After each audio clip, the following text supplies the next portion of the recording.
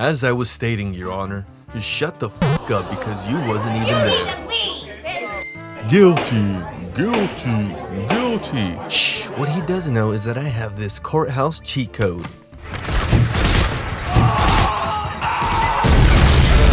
To a political extremist, there is one ideal held above all, above law and order, and even above so-called democracy and voting. They have Pokemon go to the polls. This ideal which I speak of is none other than justice. Make justice blind, make it fair, make it unyielding, and most importantly, make justice a very entertaining revenge fantasy film that came out in 2009 and made quite an impression on a young teenager back then. Law-Abiding Citizen is the kind of movie that taps into our deepest, rawest, tyrannical fantasies that some of us just don't want to admit exist, especially to the feds online. I'm joking. I'm joking. This fantasy where the system is broken and the only way to fix it is to go rogue.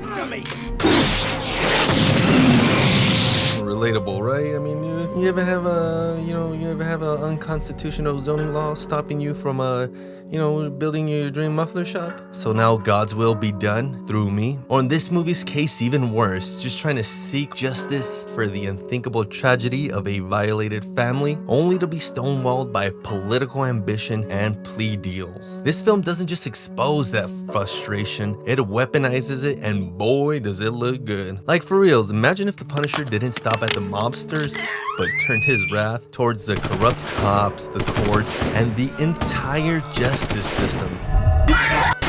Now just replace New York City with Philly and sprinkle in a dash of domestic terrorism.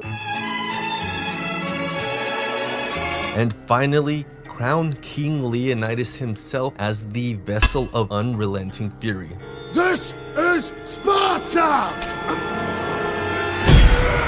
That's Law-Abiding Citizen in a nutshell. But for all its bold commentary on justice, morality, and revenge, the movie takes a wild, diverse, and I'm gonna admit completely stupid turn by the end of it. And odds are it was so bad that you probably don't even remember how it wrapped up. Still, what made this movie, this, if you will, message, so impactful to certain individuals? And why would have the script's original alternate ending made it like 1,000 times better? Well, in order to find out, we gotta start from the beginning.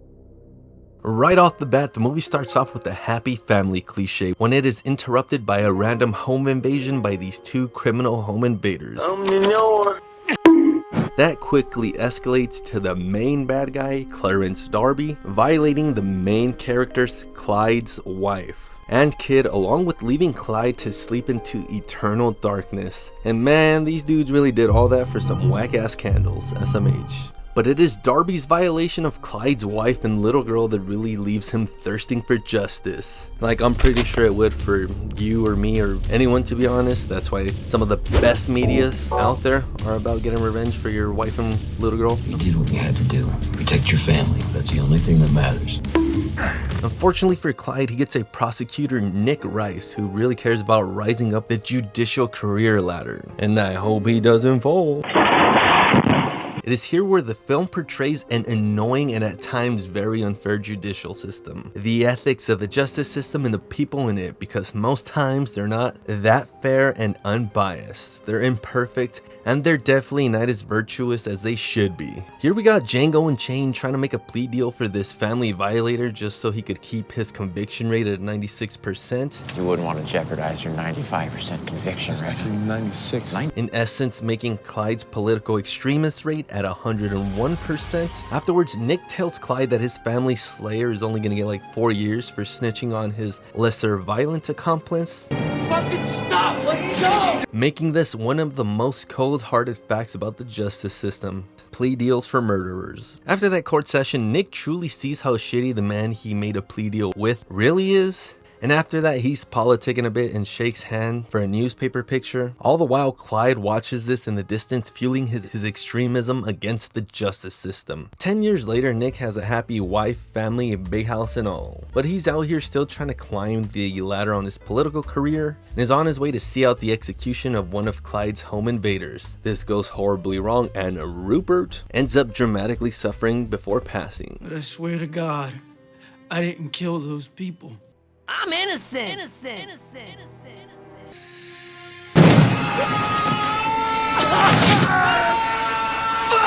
And I wonder who did that. It was Clyde, but Clyde frames Darby for this event only so like that Clyde can help guide Darby out of his apartment and help him escape from the police since they're after him now. He efficiently directs Darby where to go and what cop car to steal since there's a cop sleeping in it. There's a cop car there with a cop in it. I tasered him, but he'll be waking up in another 90 seconds, so you better move. Rise and shine, bitch! Break the up! So Clyde does all of this and helps Darby escape away from the police solely so he could lure him into his own grasp, where Clyde, after 10 years, can finally enact perfectly fair justice. My guardian angel. I am impressed. Hello? I just wanted to see if your refrigerator was running, and if it is, then you really go catch it. Oh no, Clyde's plan gets ruined because someone was able to spam call Darby's phone. Since Clyde didn't use today's video sponsor, or have you ever thought about the many spam calls you've received each day, second guessing if it's a real emergency or just another scam? Or what about those times where you're waiting for the important call of a lifetime just to answer every single spam call that goes through your way because you didn't know if it was a real number? Well, put an end to all of that with Aura's opt-out request that'll completely remove your personal info from data brokers that are stealing and selling all of your info to shady identity thieves, which is a lot more common than you'd expect. But wait, there's also more. Aura's also has identity theft protection, financial fraud protection, antiviruses, password management, security data services, and privacy, 24/7 base support, and most importantly, Aura's VPN that'll protect your internet connection with military-grade encryption at home or on the go. But with all of this, the best part of Aura's protection is this: the completely affordable price. Wait, that's not good enough. Yes, click my special link in the description below or scan the QR code on screen and try Aura completely free for 14 days with my special link or QR code. So don't just wait around to be scammed or hacked. Protect yourself and get Aura today. And thank you, Aura, so much for sponsoring the video. Now let's get back to the story. You know why I'll never see my wife and little girl again? Because you took them from me. It's a toxin. You can't move, but you feel everything. He's essentially going to play real life Operation on Darby. Now this is for your penis, but we'll get to that later. Clyde then makes it to where Darby's body gets found, and it is found on one of Clyde's many properties, so he is suspect numero uno. Clyde, planning all of this in like a 4D chess moves, peacefully complies in his arrest with his buff Spartan ass, and he leaves some reasonable but not concrete indications, evidence relating to Darby's slaying. So because of this, Nick needs a confession because it's not really admissible in court. Did you murder Clarence Darby? I wanted him dead. Yes, I planned it in my head over and over again. It took me a long time. Clyde gives a smart, vague, non-admissible answer to Nick's interrogation. Who wouldn't fantasize about that? None of these are an admission of guilt, Nick. Since Nick likes to play the political career game with Clyde's family's violator case, so you know what? Clyde plays those same games too because... No, it's not what you know, it's what you can prove in court. Didn't you tell me that once? And Nick takes all of Clyde's ultimatums as empty threats. Clyde sends a DVD of him violating Darby to Nick's house, and his daughter witnesses this. Although this is another legal problem because that video is still ambiguous to the slayer that is on tape and not concrete evidence. Checkmate again for Clyde. At Clyde's bail hearing, he plays the justice system against the judge and the courts. Your Honor, I'm a law-abiding citizen. Unless the state has obtained some new piece of information relating to my involvement in the matter in question, then I find it highly prejudicial, even constitutionally offensive, to keep me detained without bail. And he's granted bail with his guilty ass. He uses this as an opportunity to lecture the courthouse about justice and about right and wrong. One more time. Any idea what justice You is? are now Whatever happened to right and of wrong? court. Bail denied. Clyde also makes a valid claim about the judge's ethic and character. I bet you take it up the f***ing ass.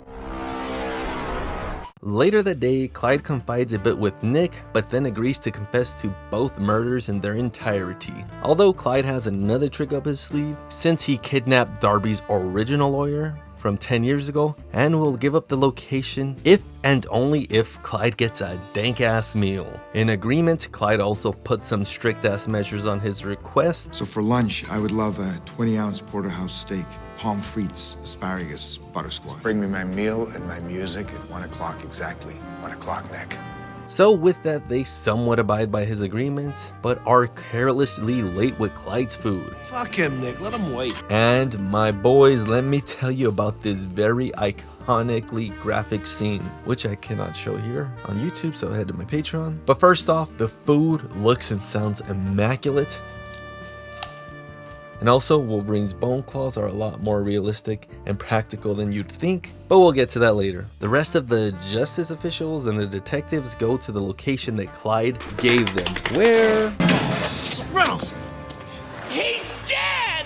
Clyde precisely tuned this trap where if he got his food on time, they'd be able to save this man. But they were carelessly late. 1 o'clock, Nick. Just wanna wait. Since it didn't inconvenience the justice system, but rather the individual citizen. So Clyde did this to establish consequences to those in the justice system that don't keep up their end of the bargain. I wish that happened in real life. Just kidding, it's not a threat. I'm just saying it'd be nice if public officials were held to the same standards as us. Simultaneously, Clyde is over here having a dinner date with his new cellie and BFF. And it's a good ass time when out of nowhere, Clyde just blasts his cellie with some Wolverine T-bone steak claws. You have a boyfriend in here, I know. Fuck out of here. He's hitting my butt! Don't break my butt! Don't break my butt! He's breaking my butt! He does this to further his steps in his revenge plan and go to solitary confinement. And it is here where Clyde kind of like murkies the waters of morality, since it's like, what if this dude that Clyde just blasted was innocent? What if he was a non-violent drug offender or something along those lines? Or it could even be that Clyde strategically got into the cell with this guy knowing that this man was a child/woman violator and thought, hey, might as well rid the world of some more trash. The film kind of gives no context to this poor dude, and I doubt he had anything to do with the justice system and Clyde's family's case. The homeboy just wanted a steak, but ended up getting shanked. I guess the scene alludes to Clyde's extremist actions, and rather than getting revenge on the system that wronged him, he's now full-on domestic terrorist Unabomber style, ending innocent civilians that just get in the way of his rhetoric. Just saying. Ted Kaczynski in the house! Wow. That's the Unabomber. Oh, man. Yeah, wait a minute. Yeah, that is... Damn, is he really just the bad guy now? 15 years later and I'm still questioning his motives and morality. But comment down below and let me know. What do you think? Just watch out for the feds in the comments. FBI, open up! Ah, come on, fool. Later, some of the lawyer/prosecutor folks are able to cop a super secret meeting with an ex-Black Ops agent that used to work with Clyde. He lets Nick and his older mentor know that Clyde is basically Batman with 10 years of prep time and gadget designs due to his prior history of working with the agency and coming up with creative trinkets to end untouchable and unreachable people. In essence, No, you can't stop him. If Clyde wants you dead, you're dead. at a later date, Nick and his mentor asked the judge who handled Nick's family's case to violate and restrict whatever freedom Clyde still has left. She agrees to this, Okay, I'm game. but then she also agrees to no head, literally. Pretty much do whatever I want. Hello? So no head? And if you know what happens in the scene, then you know I cannot show you the rest of this on YouTube, so head over to my Patreon. The biggest plus is probably that you get these videos like a week or two in advance. Pretty much do whatever I want. Hello? So no head? Clyde wastes the judges right in front of Nick, so then Nick decides to go talk to Clyde and confront his morality. But I don't think Nick's got any virtuous leverage to speak on. You were doing your job the way that best served you, Nick, the way that best served you. That has to change. This all ends with Clyde threatening to end everyone that Nick works with in the justice system if he doesn't get released with no charges by 6 a.m. And yeah, Nick's ego is the main thing that's blinding him to Clyde's very real ass threats. Honestly, homeboy has proven to be like 5 steps ahead in all his planning, but yeah, this time Clyde is definitely bluffing. It's 6 a.m. and everyone is safe and alive, so they decide to drive home and we're gonna stop him. That's how it's gonna turn out. Sir, I ain't ready for a coffin. Clyde was definitely not bluffing, so 6 of the Justice Department officials end up dead. And Nick gets flustered, so he decides to go outside of the boundaries of his judicial power and set up a secret meeting with Clyde in order to sucker punch him and teach him that Nick is better and more moral than him. I'm gonna bring the whole fucking diseased, corrupt temple down on your head. Now we're at the funeral of these 6 deceased that got wasted by Clyde's rhetoric, and let me explain something. Punisher Max, in the beginning, issue number 2, days after the Punisher delivers an onslaught of mobsters at a celebration, Frank Castle literally hides out at his victim's funeral, only to sabotage some more of his enemies with a rocket launcher, making everyone feel dramatically more uneasy, even in death. And that is exactly what Clyde does, but with the help of a ground remote drone.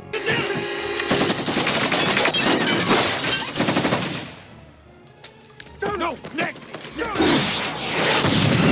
If they ever made a Punisher movie using the comic panels that I described from that issue, it would look exactly like this. Clyde successfully takes out Nick's older mentor, so the mayor gets desperate and has a meeting with Nick, placing him as the new district attorney and putting the city on high alert. Nick gets that one mystery-solving revelation from his deceased assistant that was working on this lead, and it's that cheap-ass, like, oh, it all makes sense now cliche. And what they found were that a lot of Clyde's super-secret properties that they couldn't get the records to are spread throughout all the city, giving him access to multiple locations of Philly. And if I'm being honest, the movie's plot all goes downhill from here. Once they find his super secret properties, the movie just constantly hands Nick and his detective pal the answers to everything they need. So they head to Nick's properties without a warrant.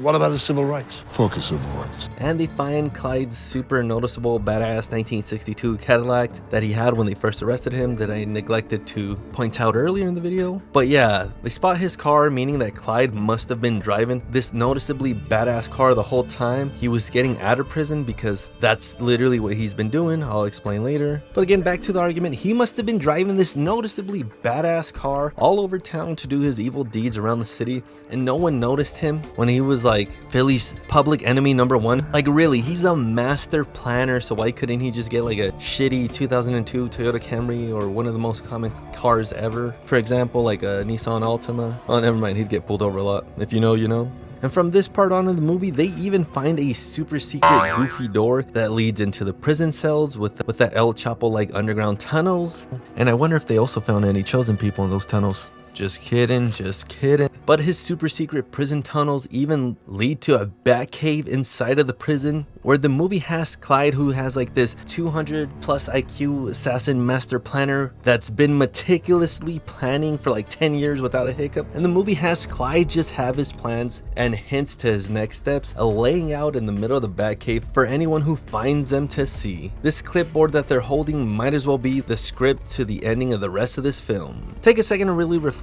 on this new divergence. Clyde, for the most part of the film, has been all-knowing in his wrath and inevitable. There really was no escaping him. Like, he's Death from Final Destination plus Batman with all the prep time, plus Punisher plus Ted Kaczynski. He's all of that, and the movie just has him lazily cover his tracks with little to no precaution at all. You'd think he'd have like some super secret Morse code for all of this paperwork and all his plans, just listing down his next steps if they were ever to be found inside of the prison, but nah.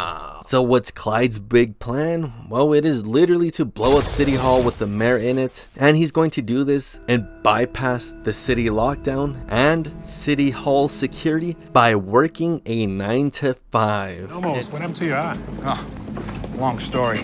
Mr. Your ID, please. And here is where I mean the movie just kind of falls apart by the ending, since Clyde obviously knows the city hall security since he talks to them and it's indicated that they're friendly and casual in that manner. Just look at the scene. Nomos, what happened to your eye? This would have to suggest that Clyde has consistently been working his custodial 9 to 5 or whatever hours of the day, but he's been out here working consistently, which then begs the question, has Clyde been escaping from prison every night to work his custodial job, or did he have this job prior to his domestic terrorism activity, and did he just conveniently ask for his paid vacation days off at the same time he was going to do his extremist bidding? Again, this is what I mean where I say the plot kind of all falls downhill from here. It doesn't make you contemplate about the justification of violence or vigilante justice as a response to a systemic failure, but rather, and I wonder if Clyde's custodial job includes insurance and benefits. Clyde successfully plants the bomb in City Hall to take out the mayor and some of the justices, although Nick and his detective friends are able to find it, take it out, and sneak it into Clyde's prison cell, since by this part of the movie, Clyde is a goofball and doesn't booby trap it or take any preventative measures to make sure that no one can easily snatch his bomb, which they do. And I just wanted to add that Clyde's bomb that he left was made out of napalm. That's napalm, basically. This shit'll take out the entire floor and the one above us. Which I don't think is very practical. Explosives rather than a incendiary type of device or whatever it is. There's a lot of other options that Clyde could have went with. Fucking Semtex. But I guess it's just napalm because it sounded more cool and edgy. But back on topic, Nick sneaks into Clyde's cell and confronts him, along with pleading with him to just stop this madness, and it all comes back to the beginning. One final offer, is that what it is? I don't make deals with murderers anymore, Clyde.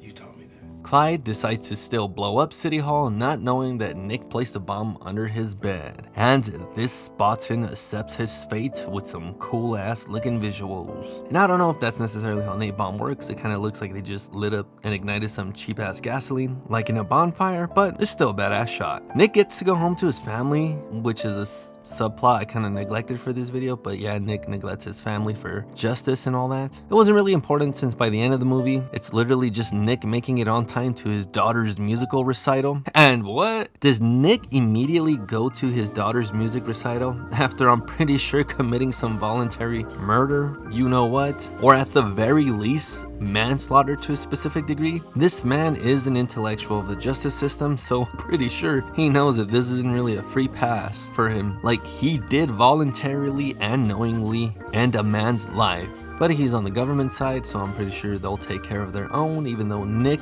becomes just as bad and as evil as he views Clyde to be, since he disregarded constitutional and judicial law, along with the boundaries of the law, and reverts back to primal justice in order to win, despite him viewing himself more moral and abiding to the law as a law-abiding citizen than Clyde was by the conclusion of the movie. There's no real way of hiding it. This is just an ass ending. Word is that the script's original ending was heavily rewritten to what we have in the final cut, but it did have a different ending where the film's conclusion is based off of Nick killing Clyde in a hand-to-hand combat. Sure, okay.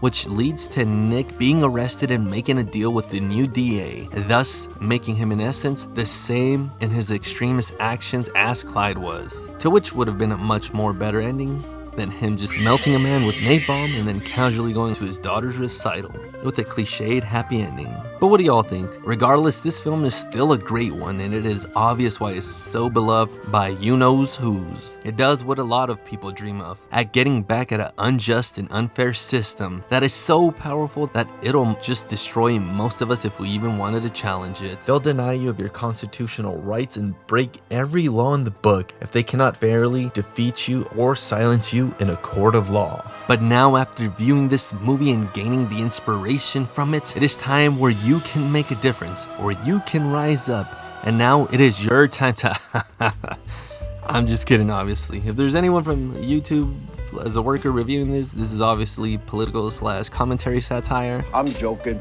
I'm joking. This isn't a real threat. This is just a joke. I mean, look at the rest of my channel. However, if there's someone from the justice system or any 3-letter agencies watching this video, it's not even real. I'm not even real. This is all AI generated by an algorithm. However, if you stick around to the end of the video and you did enjoy it, all I can say is that we have a group that meets Fridays at midnight under the Brooklyn Bridge, and the password to get in is 6 Semper Tyrannis.